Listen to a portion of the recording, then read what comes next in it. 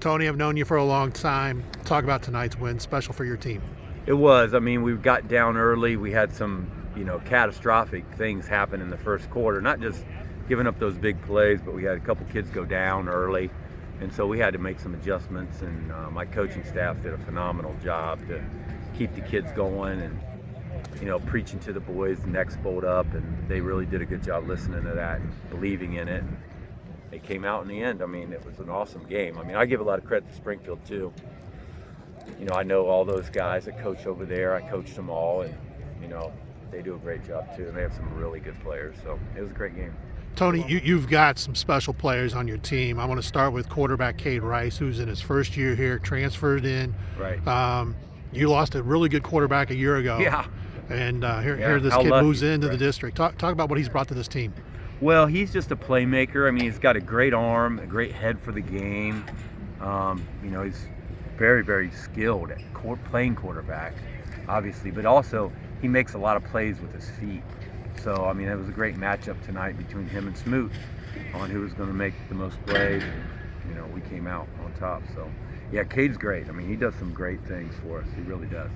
You've also got a young man, Rod Moore, talking about what he brings, because he's a special talent as well. Yeah, we were forced to start playing him on offense. We had our second leading receiver go down against Beaver Creek, and he's out. So Rod kind of got forced into duty. I mean, he stepped up and did a good job with it. So, we taught him the routes and got him going, and you saw the results. I mean, he can really play. I mean, he's a great receiver, but he's an even better DB.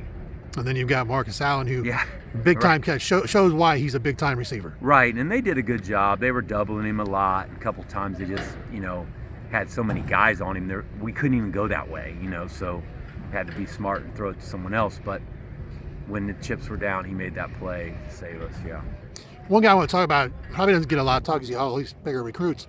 Over on defense, you got a kid named Phillip Phillips. Oh, yeah. I always pronounce his name wrong. Phillip.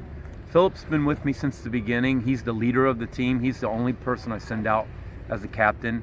He's the guy who, next week we're going to speak at the Rotary. Phil's going with me, and he's the class president.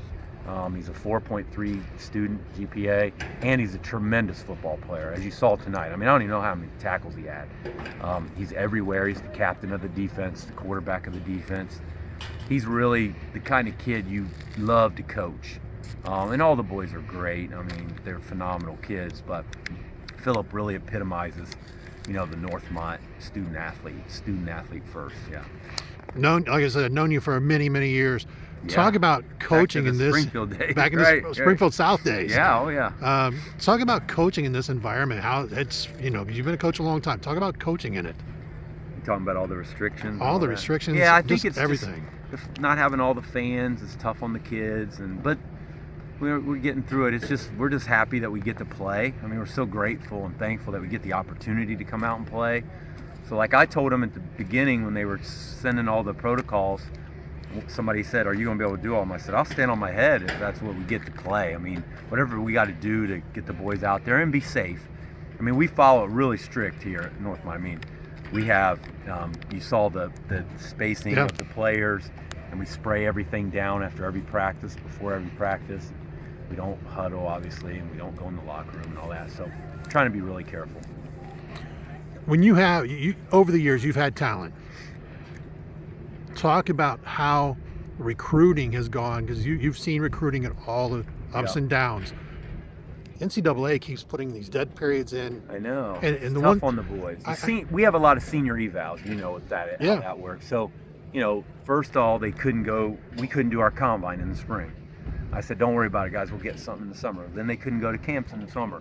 Then I said, "Well, don't worry. They'll come watch us." Well, they can't come watch us, And now we can't go visit them. I mean, it's tough for the boys, especially those senior eval kids. And they're great kids. You saw them tonight. Eli Newberg, Philip Kwanzaa, Deshaun Harewood. The list goes on and on. Not just the Marcuses and Rods.